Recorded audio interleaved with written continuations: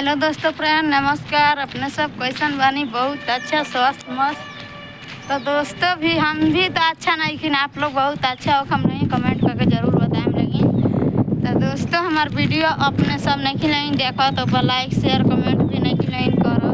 तो अपने सब देखी लेकिन हमार वीडियो आप लोग के वीडियो हमार कैसन लागत अपने सबके बीच में, तो हमार वीडियो पर आप लोग कमेंट करी लगी जे कैसन हमार वीडियो लागत है। आपने सब ज़्यादा से ज़्यादा भी हमारे वीडियो को सपोर्ट करी लगी, लाइक शेयर दबा के भी।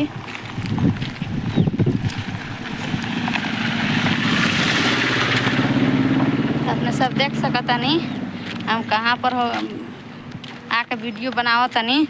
तो हम बहुत ज़्यादा मेहनत करता तो तनी हमारो भी सपोर्ट करी लगी। आपने सब खाली बड़े बड़े यूट्यूबर लोग के सपोर्ट करे नहीं लगी, छोटा यूट्यूबर के तो सपोर्टे करे के नाम ना लेवे नहीं लगी। एक जानी बाड़ी हम ई ब्लॉग बनाओ तनी, एक जानी ला उ ब्लॉग ई देखी हाँ तो उनका समझ आ जाई। वो बहुत अब बड़का आदमी हो गई बाड़ी, ठीक बा, बहुत बड़का आदमी हो गई बाड़ी। वो अब 2 रुपया कमाता रही तो बहुत बड़का आदमी हो गई बाड़ी। हमनी के सपोर्ट भी नहीं करत ना, हमनी के वीडियो देखे ली। तो अपने सब सपोर्ट करी लगी, ठीक बा। चलिए हम मिलते नेक्स्ट वीडियो में, तब तले बाय बाय।